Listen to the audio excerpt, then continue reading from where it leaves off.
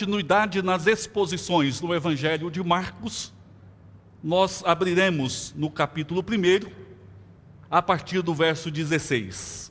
Evangelho de Marcos, capítulo 1, nós leremos do verso 16 até o 28. Marcos 1, 16 ao 28.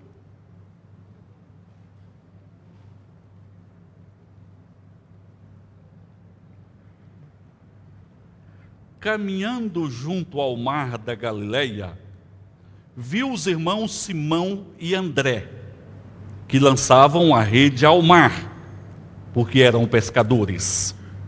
Disse-lhes Jesus: vinde após mim, e eu vos farei pescadores de homens.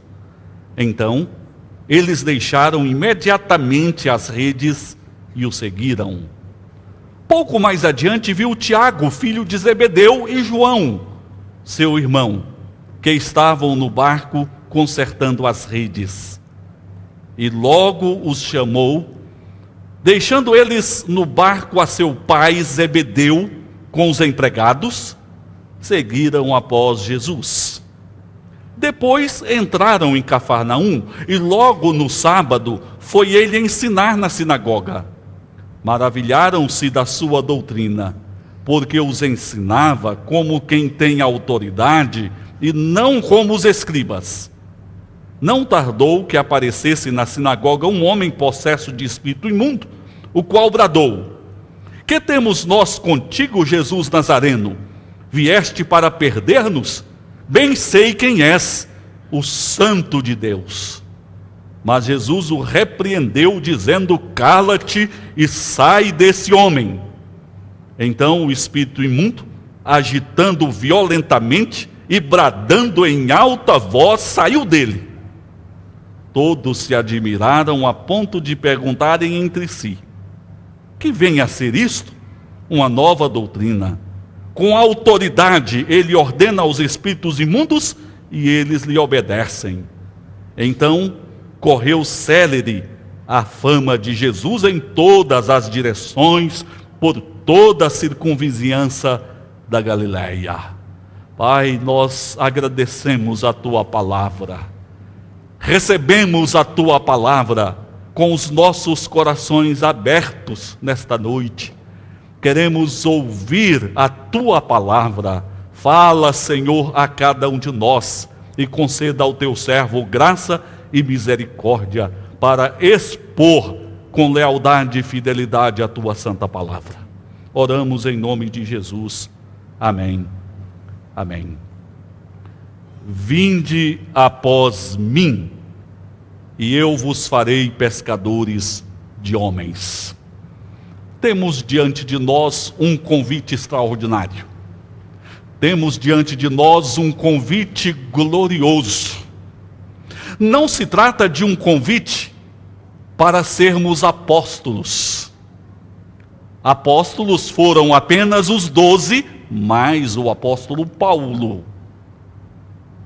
Creio que nós não temos, é claro, ninguém aqui com mais de 2000 anos. Isto porque a própria palavra de Deus afirma que para ser apóstolo é necessário, ou era necessário, ser testemunha ocular do ministério de Jesus aqui na terra.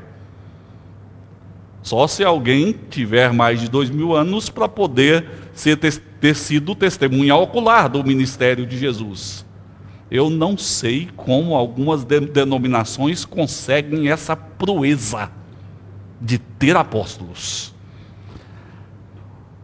Então poderíamos dizer, este convite que o Senhor Jesus dirigiu àqueles 4 e posteriormente aos 12, foi um convite restrito a eles, ou é um convite para nós também nesta noite? Meus irmãos, nós não somos chamados a sermos apóstolos, mas nós somos chamados a sermos discípulos de Jesus. Portanto, este convite é extensivo a nós, porque Deus nos chama para sermos discípulos do Senhor. Não há como sermos pessoas convertidas a Jesus e não sermos discípulos de Jesus. Todo aquele que verdadeiramente é convertido precisa tornar-se um discípulo, um seguidor, um aprendiz, um imitador do Mestre, do Senhor e Salvador Jesus. Lá estavam 4 homens na companhia dos pais, pescando. Simão, André, Tiago, João. Estavam no mar da Galileia, mar de água doce, onde havia muitos peixes, uma considerável indústria pesqueira, constituída de mais de 300 barcos. Ali apanhavam muitos peixes que inclusive exportavam para várias regiões. Havia ali uma natureza exuberante. Certo dia aparece na praia alguém especial, deixando as marcas das suas pegadas cravadas nas areias do mar da Galileia. Tratava-se de Jesus, o Filho de Deus. Ele chamou aqueles homens para segui-lo, para serem os seus discípulos. E aqueles homens imediatamente deixaram tudo e passaram a seguir o Filho de Deus. Nessa noite, nós queremos meditar a respeito da glória do chamado divino para o discipulado. Meus irmãos, é um chamado glorioso. Primeiro, a glória deste chamado está na sua procedência. De onde vem este chamado? Era comum naquela época as pessoas escolherem o mestre. Eu quero seguir e eu quero aprender com fulano, então eu vou pedir para que ele me aceite como discípulo. Mas aqui nós não temos pessoas pedindo a Jesus para serem discípulos de Jesus. Nós temos aqui o mestre chamando pessoas para segui-lo. Mas não se trata apenas de um mestre chamando pessoas para segui-lo. Trata-se do Rei Todo-Poderoso, Filho de Deus, com toda a autoridade chamando pessoas para segui-lo. Era comum naqueles tempos as pessoas trabalharem para os interesses reais. Mas este rei que chama discípulos é diferente, porque ele veio ao mundo para trabalhar pelos discípulos. Os irmãos devem lembrar de um exemplo no Velho Testamento de um homem que subiu ao trono de Israel e colocou sobre o povo um peso excessivo. Estou me referindo ao filho de Salomão, Roboão. O povo gemeu sob as exigências daquele rei. Os reis conclamavam o povo para irem às guerras, para guerrearem pelos interesses reais. Mas Jesus, aquele que nos chama para sermos discípulos dele, ele próprio vai à guerra para conquistar benefícios e bênçãos para os seus discípulos. A autoridade deste rei já havia sido demonstrada logo no início do seu ministério aqui na terra, como nós já vimos em pregação anterior. Por ocasião do batismo de Jesus, o Espírito Santo desce em forma de pomba. A doce, mais poderosa voz do Pai ressoa: este é o meu Filho amado em quem me comprazo. a glória do rei foi vista.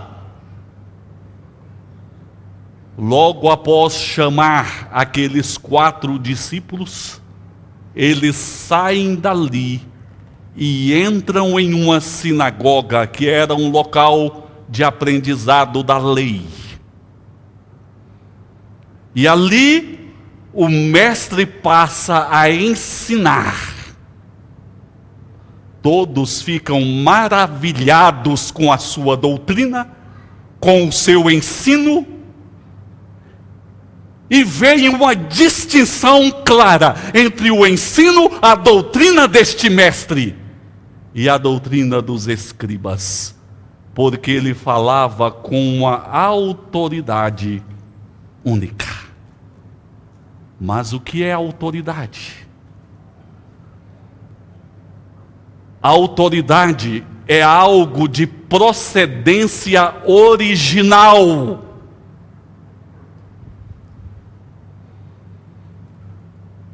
Quando nós exercemos poder, ação, e que chamamos de autoridade sobre alguém, nós exercemos uma autoridade que procede de outros, que aprendemos com outros, derivada. Mas o ensino de Jesus, ele não aprendeu com outros. Ali estava algo original. Os discípulos aprendendo com o mestre, que mostra sua autoridade, a autoridade real. Afinal, era Deus ensinando aos homens, o santo ensinando aos pecadores, o justo ensinando aos injustos.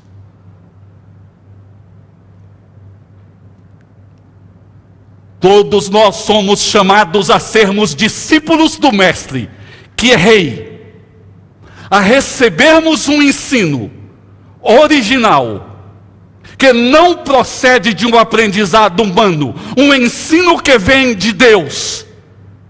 Portanto, plenamente confiável, plenamente suficiente para nos dirigir por um bom caminho, plenamente suficiente para encher a nossa alma de esperança e de vida.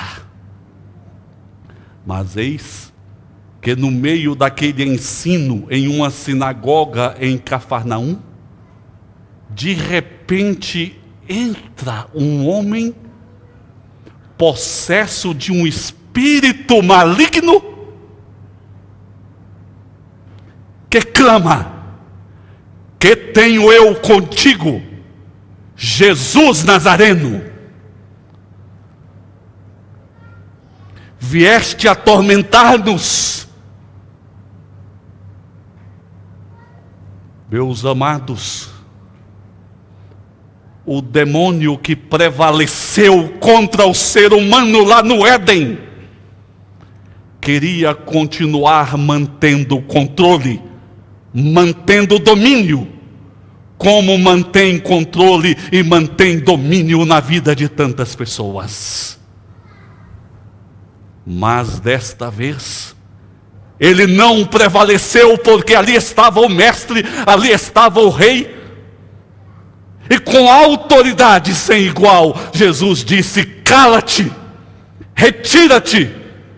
E aquele homem imediatamente foi livre, pelo poder e pela graça de Deus. Os discípulos ali estavam recebendo o ensino com autoridade. Os discípulos ali estavam recebendo uma bênção com autoridade sem igual, porque Jesus, na qualidade de Senhor e de Rei, liberta o pecador do poder do mal, das aflições procedentes do mal e da perdição gerada pelo poder do mal. Às vezes podemos entender que este chamado de Jesus é muito radical,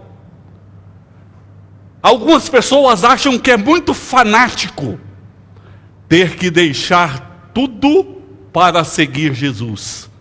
Eles deixaram família, deixaram profissão, deixaram tudo para seguir Jesus. E o evangelista Lucas, no capítulo 14, 26, afirma que o discipulado exige de nós aborrecer família e aborrecer a própria vida. Isso não é radical demais? Meus irmãos, o aborrecer aqui, algumas traduções trazem odiar. Não significa aborrecer de forma ativa, mas de forma comparativa. Significa você estabelecer a comparação. Quais são os verdadeiros valores na sua vida? Seguir a Jesus precisa estar acima de tudo. E este chamado não é um chamado para o fanatismo. Pelo seguinte, irmãos, quem nos chama é o Rei. Quem nos chama é aquele que nos tira de uma posição de escravidão para nos colocar em uma posição de liberdade, de paz, de vida e de esperança. Só pode ser um efetivo discípulo do Mestre quem assume a absoluta superioridade de Jesus sobre coisas e sobre pessoas. Aqueles discípulos entenderam isso e passaram a seguir a Jesus. Ainda existe alguma situação que te impede de ser um discípulo de Jesus, que te amarra, que te prende de fazer a sua pública profissão de fé, de ser batizado, de ter uma prática de aprendizado com Jesus, de servir a Jesus. O chamado de Jesus é glorioso pela sua procedência. Quem chama é o Mestre, quem chama é o Rei, quem chama é aquele que possui toda a autoridade e pode nos colocar em um ambiente de segurança e de paz. Mas, irmãos, precisamos considerar aqui também que a glória deste chamado está na procedência, mas está também na esfera de relacionamento que esse chamado nos coloca. Jesus disse: vinde a mim, para que os discípulos pudessem ir até ele. Um pouco mais adiante, lá no capítulo 3, versos 13 a 14, afirma que o Senhor Jesus escolheu 12 discípulos para estarem com ele, conviverem com ele, andarem com ele. Já vimos em momento anterior que havia uma comunhão preciosa entre o Pai, o Filho e o Espírito Santo desde o princípio. E que aprouve a Deus nos incluir nesta comunhão com o Pai, com o Filho, com o Espírito Santo. Mas após o pecado, após a queda, as pessoas deixaram de se relacionar com o Pai, com o Filho e com o Espírito Santo. Ouviram a voz de Satanás. Passaram a se relacionar com seu próprio egoísmo, com seus próprios medos, com as suas próprias tristezas, com seus próprios desesperos, com as suas próprias angústias. O ser humano é um ser relacional e nós não vivemos sem nos relacionarmos.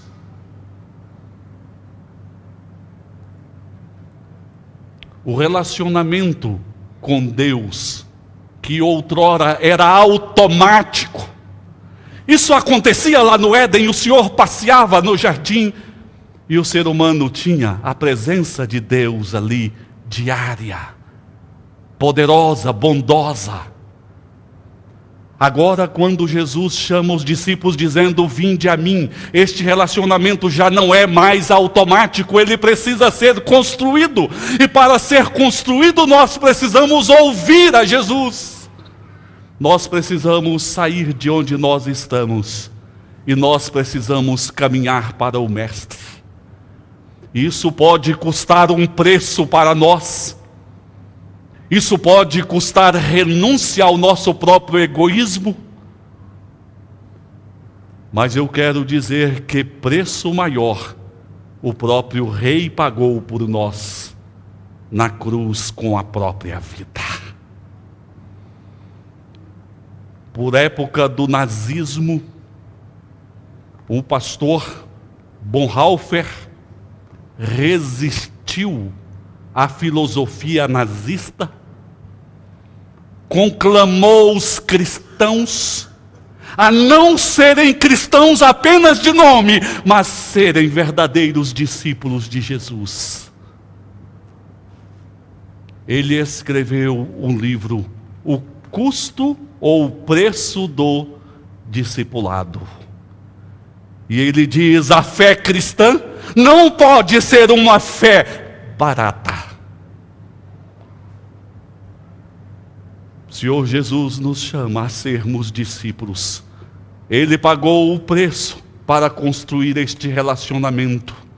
E Ele quer de nós também, discípulos prontos a ouvir a sua voz e prontos a pagar o preço para serem, de fato, os seus discípulos.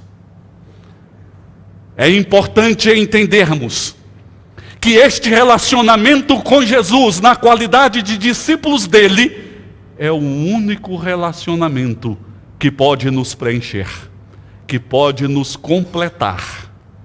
Quando a Bíblia fala a respeito do céu, das bem-aventuranças do céu, da glória do céu, da perfeição do céu, do júbilo do céu, tudo isso deriva de um relacionamento perfeito e completo com Deus. O discipulado nos leva a este relacionamento com o Senhor. Mesmo que hoje venhamos a enfrentar nessa vida as lutas, as provas, as dores, mas a presença de Jesus sempre vai nos renovar. Neste relacionamento com Jesus, nós aprendemos com Ele, nós obedecemos, nós desfrutamos da proteção que só Ele pode dar. Recebemos uma segurança sem igual e caminhamos em comunhão com o bom Salvador. Gostaria de fazer uma pergunta a você. Qual tem sido a sua esfera de relacionamento? Ou melhor, qual tem sido o seu principal relacionamento? Com as pessoas, com o seu trabalho, com as finanças, com as suas amizades, com a busca de uma vida cheia de prazer, ou com o Senhor Jesus? Basta responder esta pergunta: qual tem sido o objeto de relacionamento seu? Maior objeto de relacionamento. E não fica difícil, fica muito fácil dizer como tem sido a sua vida. O chamado para o discipulado é um chamado que tem uma procedência gloriosa, porque é o Rei que está chamando. É o chamado que nos coloca em uma esfera de relacionamento com o Senhor. Mas eu quero finalizar dizendo que a glória desse chamado está também em seu destino final, em seu propósito final. Jesus diz: vinde após mim e eu vos farei pescadores de homens. É interessante que as pessoas se satisfazem em saber o que os homens estão fazendo neste mundo. Os meios de comunicação se ocupam em anunciar os diversos feitos humanos. As pessoas estão perguntando como está a economia, e a política, e as discussões entre a direita e a esquerda, e a questão da saúde. Será que vai haver alguma descoberta que vai combater o coronavírus? E o relacionamento das nações, e os atritos diversos entre as nações, e o progresso da ciência. As pessoas se ocupam com os vários acontecimentos no mundo.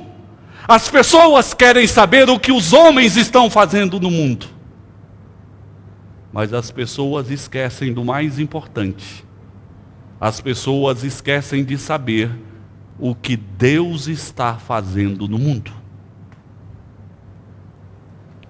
Aqueles homens pescando no mar da Galileia se ocupavam de pescar. Depois de 2000 anos da atividade daqueles homens, ninguém se preocupa com os feitos deles enquanto pescadores. Mas os feitos deles como discípulos de Jesus perpetuaram. Porque o mundo foi alcançado com o evangelho transformador e salvador e chegou até nós. E olha que nós estamos falando em um círculo mundano, terreno. Agora imagine quando nós estivermos na eternidade, na glória com o Senhor. O que vai interessar? Os feitos dos homens neste mundo ou os feitos de Deus nesse mundo? Deus está trabalhando por meio de Jesus, com a presença do Espírito Santo, chamando pessoas à conversão, salvando pessoas, reunindo uma família que estará com Ele na glória para todos sempre. E o Senhor olhou e olha para cada um de nós, dizendo: vinde após mim e eu vos farei pescadores de homens. Vocês fazem parte do meu projeto, da minha proposta. E nós não podemos canalizar e focar apenas nos feitos humanos neste mundo e esquecermos dos feitos de Deus nesse mundo. É interessante que os pescadores sabem muito bem que para pescar é necessário paciência. Tem que aguentar os pernilongos, os peixes que roubam a isca, mas que não são fisgados. Persistência. Para pescar é preciso saber onde apanha peixe. O Senhor nos chama a sermos pescadores de homens. Isso exige paciência, isso exige persistência, isso exige de nós saber onde nós vamos lançar a rede, a quem nós vamos buscar. É triste quando nós olhamos uma família e aquela família tem focos diferentes. O esposo está falando uma coisa, a esposa está falando outra. Os filhos caminham numa direção, os pais caminham em outra direção. Não existe foco, não existe união, não existe objetivo comum nessa família. Meus queridos, nós não podemos ser semelhantes a esse tipo de família, quando o foco de Deus é um, o propósito de Deus é um, o chamado de Deus é um, e nós caminharmos em direções opostas. Precisamos caminhar na mesma direção proposta pelo Senhor. Deus nos chamou mediante o Evangelho e nos chamou a sermos discípulos com um objetivo, com um propósito, que hoje busquemos outras pessoas para o Evangelho. Eu quero discipular outros. Eu quero trazer outros comigo para o Evangelho, para formar esta família gloriosa que caminha para o Senhor, para todo sempre, para toda a eternidade. Meus irmãos, todo cristão, todo aquele que é verdadeiramente convertido, precisa ser um discípulo de Jesus. Os demônios creem e estremecem diante do poder de Jesus, mas não são discípulos de Jesus. O chamado para ser discípulo é o chamado dirigido a todos nós. E qual a resposta vamos oferecer ao Senhor? Não pode ser outra resposta, a não ser a mesma resposta de Simão, André, Tiago, João. Deixaram tudo que poderia impedi-los de seguir a Jesus e passaram a servir o Mestre. É um chamado glorioso. A glória deste chamado está na sua procedência. Este chamado é o chamado que provém do Rei. O Rei que lutou, que batalhou e trabalhou por nós, para que nós possamos desfrutar dos benefícios deste reino. É um chamado glorioso porque nos coloca em uma esfera de relacionamento com o Senhor. Nós aprendemos com Ele e nós desfrutamos dos benefícios do poder dele, que faz calar todo o mal que existe. Cala-te e sai dele. Foi isso que Jesus disse para aquele possesso em Cafarnaum. Este chamado tem um objetivo em cada um de nós: que o nosso foco de vida esteja de acordo com o propósito de Deus. Deus não nos chamou para sermos mundanos. E o que é uma pessoa mundana? Uma pessoa mundana pode ser uma pessoa, aos olhos humanos, correta e justa, que trabalha, que cuida da sua família, que exerce as suas responsabilidades, porém, apenas de forma horizontal, não se relaciona com Deus. O Senhor nos chamou para algo a mais.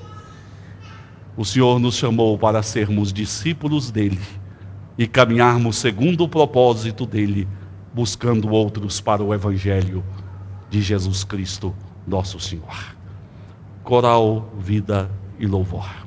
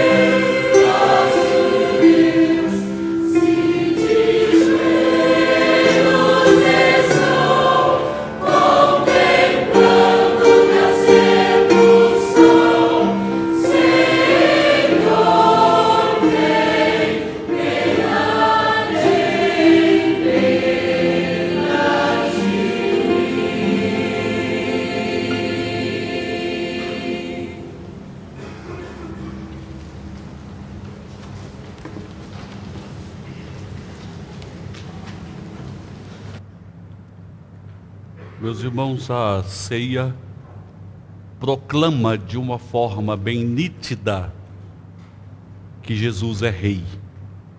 Jesus venceu os inimigos para nos colocar em uma posição de liberdade e de paz. A Santa Ceia proclama também o nosso relacionamento com Deus por meio de Jesus em comunhão.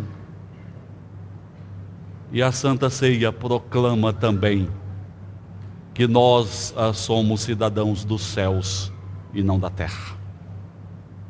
Que o nosso foco deve ser a formação da família do Senhor. Nós convidamos os presbíteros a virem à frente, tomarem assento à frente para a celebração da ceia.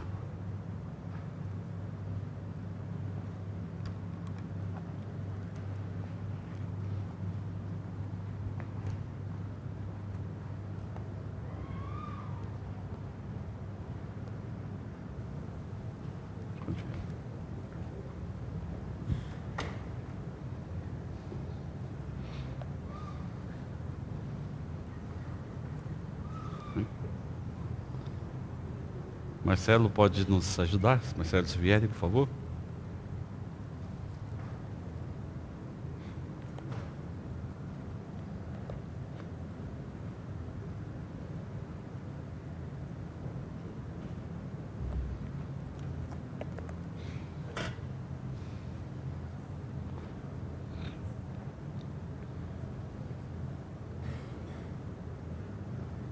Meus irmãos, diante da palavra de Deus e diante da celebração da ceia, essa é uma noite de respostas ao Senhor. Se é algum pecado, algum descuido espiritual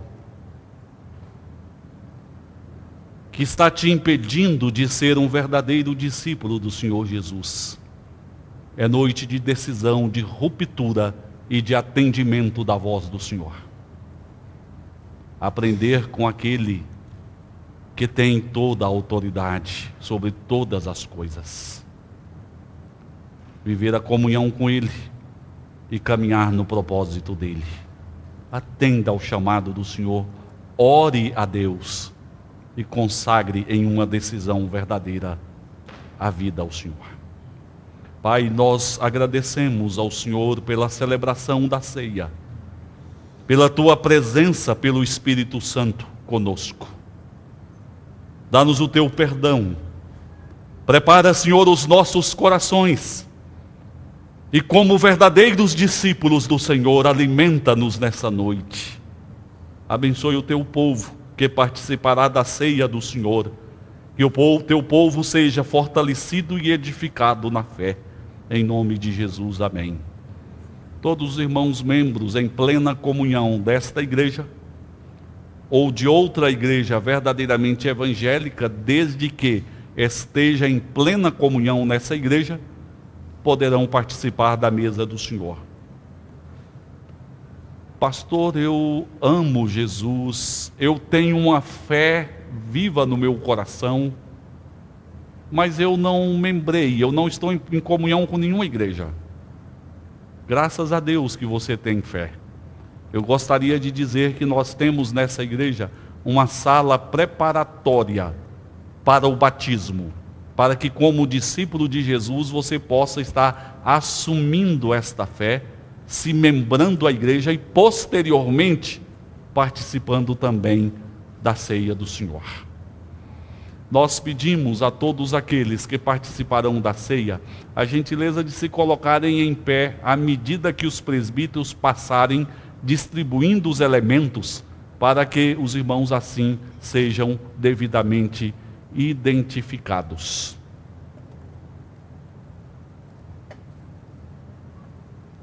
Senhor Jesus, após dar graças, Ele tomou o pão, Ele partiu o pão e deu aos discípulos dizendo: isto é o meu corpo entregue por vós. Tomai e comei. Fazei isto em memória de mim. os discípulos participam efetivamente de Jesus. Convidamos os irmãos então a participarem do pão.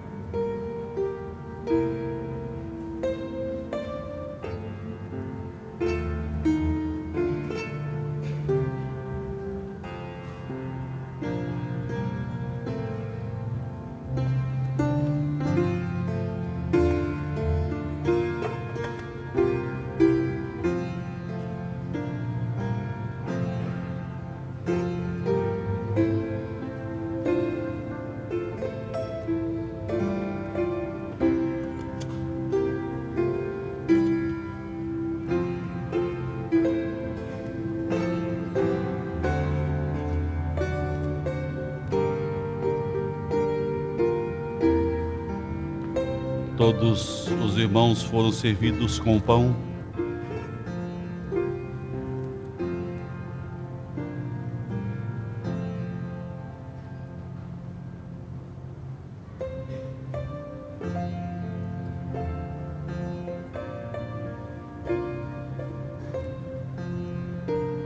Disse o Senhor Jesus: este é meu corpo que é dado por vós, tomai e comei. Fazei isso em memória de mim.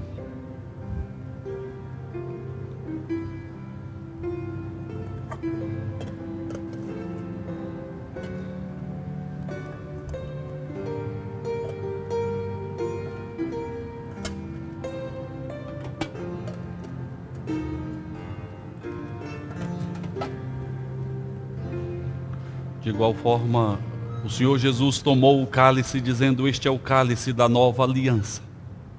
Tomai e bebei, fazei isso em memória de mim. Nós convidamos os irmãos que participaram do pão a participarem também do cálice.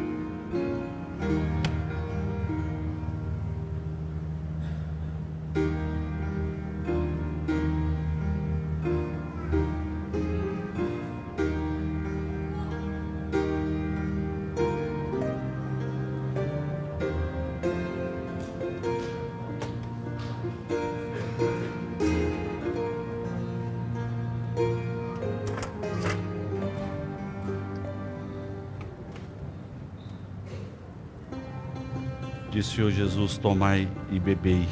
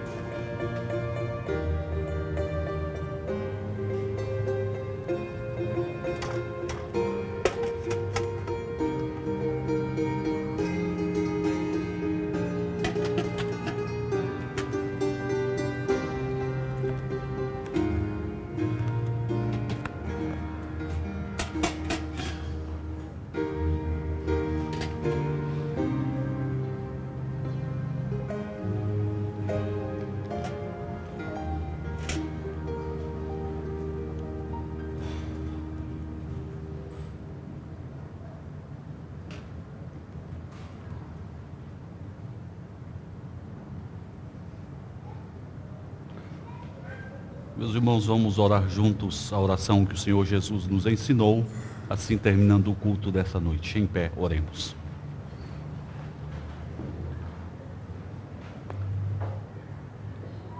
Pai nosso que estás nos céus, santificado seja o teu nome. Venha o teu reino, seja feita a tua vontade, assim na terra como no céu. O pão nosso de cada dia nos dai hoje. Perdoe as nossas dívidas, assim como nós perdoamos aos nossos devedores. E não nos deixes cair em tentação, mas livra-nos do mal, pois teu é o reino, o poder e a glória para sempre. Amados, que a graça bendita do Senhor Jesus, que o amor do Pai, que a comunhão e as consolações do Espírito Santo estejam convosco, fazendo-vos cada dia discípulos mais fiéis e obedientes ao Senhor, hoje e para todos sempre. Amém.